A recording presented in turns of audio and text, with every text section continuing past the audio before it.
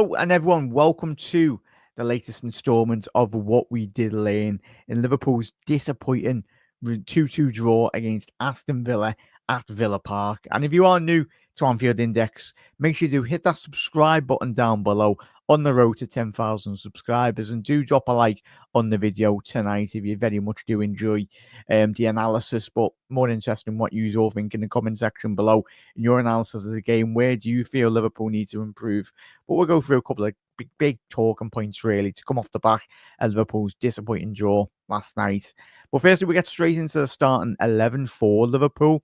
There was one notable change coming into the game, and that was in the form of Curtis Jones coming in for the Colombian Lucho Diaz off the back of that Wolves result. And looking at some key interesting metrics, of course, Liverpool come away from this game after the full-time whistle with an XG ranking at 2.51 compared to Aston Villa's 0.67. That just goes to show the golfing quality, really. We'll get straight into the first goal in which Liverpool did score last night, and that is they come very much from a very good initial press from Liverpool. You can see Curtis Jones there, Diogo Jota reading the space extremely well. Dominic Szoboszlai backed up really, and this is one of Arne Slot's, for me, one of what Arne Slot will want to be doing more in coming into the back end of May. I think Liverpool transitioned away very drastically in terms of, as you can see, very good triangle of pressing between the three Liverpool players, forcing Garcia to very much play that ball back into the path of Diogo Jota. But it's all started from that initial press. And what Jota does really well on this goal is, in terms of when he does strive with the ball, he runs into the space that is not vacated by the Aston Villa players. And it just very much sets up this transition really well. And even still, when Mohamed Salah does get the ball inside the penalty box, it's not the most easiest finish, to say the least. Anyway, he's still got a lot of work to do. And what I love about Salah's finish last night in terms of the first goal in which we scored was his ability. He doesn't just strike it, he strikes it into the roof of the net, really, because as you can see there, Tyrone Mings is on the line. Good positioning from the Aston Villa centre-half, considering they've been caught in a transition. But even still, a great finish from Salah, because he's still got a lot to do, even though obviously Emi Martinez is out of position and Jota's teed him up on a plate. Yes, it's on a plate, but even still a great initial finish. Speak about Aston Villa's first goal in which he did score as well. We'll touch on the disappointing giving away of free kicks from Liverpool at the back end of this analysis. We've got an interesting graph really that I want to show you. But in terms of this first goal Aston Villa did score, yes, it's a poor free kick to give away, but initially in different phases of play of this goal, the resulting first transition comes from an Ibu Kanate header. It's not the best of clearances. It's a bit of a skew-if header for me, really. If I'm analysing, which I am at this moment in time, Ibu, that has to go towards outside the box, really. And as you can see here in terms of this analysis, it's a poor clearance from Ibu Kanate. It's fell to John McGinn, who has done extremely well to capitalise on that poor clearance from Kanate, because what McGinn does, as you can see here, he heads it back into the danger zone, resulting to put on more pressure on that Liverpool back line. And of course, it then, the next phase of play from John McGinn's header, it falls to Dominic Szoboszlai. But when you can see here, for me, Alisson Becker has to be doing much better in regards to this goal.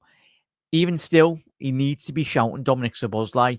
If Alisson Becker shouts and screams mine, or just gives him a bit more clarification to Dominic Szoboszlai, he's caught in a rock and a hard place for me. Dominic Szoboszlai, yes, he personally, as I've just said with Ibu Kanate, needs to be doing much better in terms of his clearance, but it's not the best of clearances.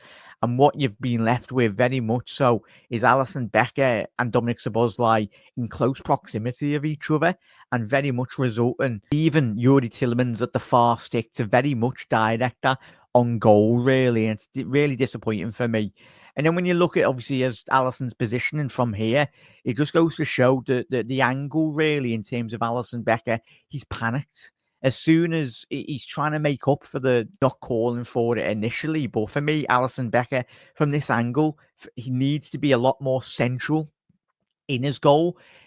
He should be on his line for me. And it's just in close proximity, as I said. Him and Dominic Szoboszlai, they both get tangled on the front post, and that's very much made Yuri Tillemans' goal a lot more easier. And as we said at the top of the show, Aston Villa's low expected XG, it's all stemmed from poor positioning from Alisson, poor clearance from Ibu Konate, and very much Dominic Szoboszlai in the lead up to this. Alisson's panicked there and rushed out. But in terms of Aston Villa's second goal, it come just before the stroke of half time anyway. And it's just poor. It's lazy defending. Any level of football, you cannot be allowing as a team to be switching off here. Just look at the sheer amount of bodies from in and around Liverpool's penalty area. But this is absolutely horrendous defending by every single Liverpool player here. You can see Ollie Watkins, he starts this transition outside the penalty area, and just look at the run in terms of Alexis McAllister not picking up that initial runner of Ollie Watkins. Bear in mind, it's not just Alexis McAllister that should be tracking this runner, by the way. But even still, the lads have still got a job to do. Ollie Watkins, and you look at the proximity of Virgil van Dijk there as well. For me, Virgil van Dijk needs to be winning that. In terms of the tracking of running, Ollie Watkins, as you can see, he's not even in the vicinity, but he just punishes you straight away. He gets into the penalty area, and for me, Watkins has done really well to get ahead of Van Dijk.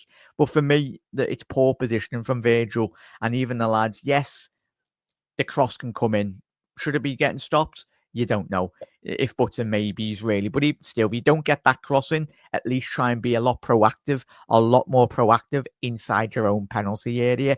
And for me, there was ample opportunities for Liverpool inside that penalty area to very much stop that ball ending up into the back of the net, really. But Ollie Watkins, the clinical finisher he is, he gets ahead of Virgil van Dijk inside, just on the edge of the 6-yard penalty box. And and even still, you can even question, for me, Alisson Becker's positioning in this regard. I get the ball is transitioned from the left-hand side, of course, but Alisson Becker, just look at his positioning there. Yet again, similar to the first goal, Ali is far too close on his front post. And yeah, it's absolutely ridiculous for me. Like, just yet again, another example of Liverpool's poor defending in recent weeks as well. The game got into the latter stages of the second half. Jota was very much forced to not have a lot of opportunities inside the penalty area in the second half, really. But what I want to be seeing from Liverpool, not just off the back of this game, but going into the next couple of weeks as well. We watched them certain weeks where Liverpool, for me, I feel Liverpool were trying to walk the ball into the back of the net. And for me, the case in point is very much in regards to just Liverpool needing to shoot. It come from this very same instance, really. Trent having a strike on goal inside the opposition penalty area. It took a big slice of luck, but in football, you create your own luck. And for me, getting into the back end of May, I do wish Liverpool would stop trying to just walk this ball into the back of the net. You've got the quality inside the penalty area. Just have a couple of shots. And as from Trent's chance shot, whatever you want to call it, resulting in a goal, and you'd think, oh, right, sound, Liverpool are very much going to come back into this game. But as soon as the second goal went in from the momentum graph, it was really disappointing. You'd expect Liverpool in regards to getting the equaliser to very much dominate the whole of the game. But yet again, we scored the second goal, as you can see from the momentum graph. We scored a goal in the second half, the equaliser. And then we allow Aston Villa back into the game, and even to the back end of the last 10, 15 minutes as well, just allowing Aston Villa far too much time and space on the ball to very much control the game. And as we know, at the back end of that game, Aston Villa had numerous opportunities to very much get the winner, really, from Daniel Marlin and obviously Morgan Rogers as well. But the big one coming out of the game last night was Darwin Núñez's big opportunity. Reds, let us know your thoughts in the comment section below. And this for me is very much signals the end of Darwin Núñez's career at Liverpool. This opportunity for Darwin Núñez doesn't matter whatever. If you're playing for Liverpool, every top striker at this moment in time needs to be finishing this off. I know I find it baffling that people have been having a go at Dominic Szoboszlai. I can't fathom it really. Dominic Szoboszlai is there to create goals. Darwin Núñez is there to score the goals. And when he's in that position, you'd put your mortgage on him scoring. But what does Darwin Núñez do?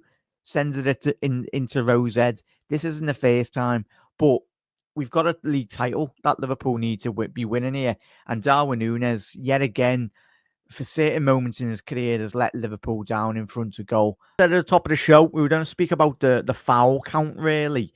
And it was an interesting little story, really, as we said, with the goal in which Liverpool did concede and first in terms of Aston Villa's first goal, a needless foul. And this is what I want to see improved in the next couple of weeks coming into the end of the season, especially in the Premier League and even in European competition as well. But the amount of there wasn't many fouls in the game, but just look at the positions in that regard.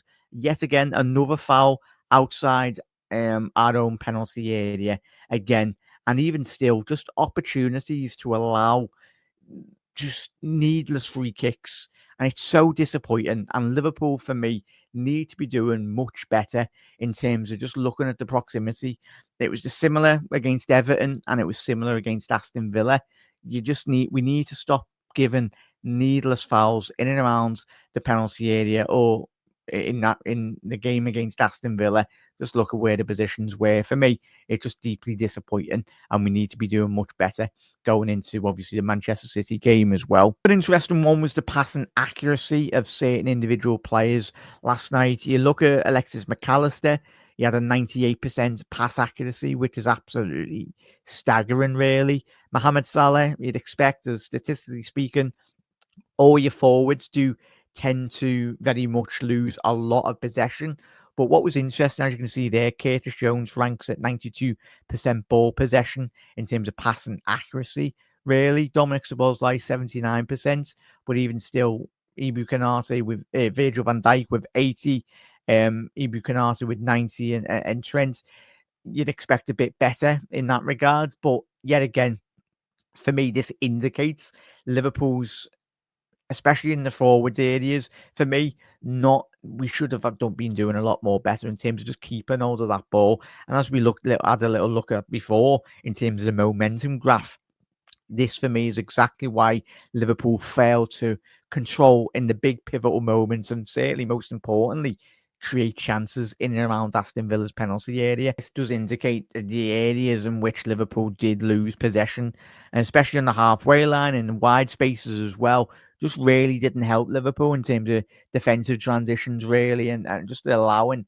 Aston Villa to very much get at us in the wide areas, because it just makes very much Liverpool look very disjointed on the night, and we were caught on numerous opportunities out of transition as well. The only shots on goal for Liverpool, really, there was only 3 shots on goal for Liverpool against Aston Villa, and those 3 chances, as you can see there, they're not good enough. 2 on the edge of the penalty area, and 1 very much just outside the 6-yard penalty box as well. For me, if Liverpool want to be winning this league title, we need to be certainly getting a lot more shots on target and very much just start taking our chances, really. It's deeply disappointing, in my honest opinion. That brings a conclusion to what we did lane against Aston Villa for Liverpool's game in the Premier League. There was a lot to very much mill over, really. There's so much improvement from this Liverpool side. Defensive transitions, defensively, in terms of clearances as well, as we did allude to tonight. Liverpool are scoring the goals. That's one thing Liverpool have been doing this season. But it would be nice if the lads at the back, certainly Alisson, Van Dijk, Konate, and even Robbo and Trent as well, need to be doing much better in terms of, as we said tonight, the defensive clearances, clearing them, but a lot more better communication really needs to happen, especially against Manchester City. If we're not communicating effectively, very much Manchester City with the likes of Marmoush, Erling Haaland, if he is fit, in those transitions, Liverpool will absolutely get killed off against Manchester City on Sunday if this isn't the case. But Reds, massive thank you for tuning in. Do drop a like on the video as well. Massively helps out.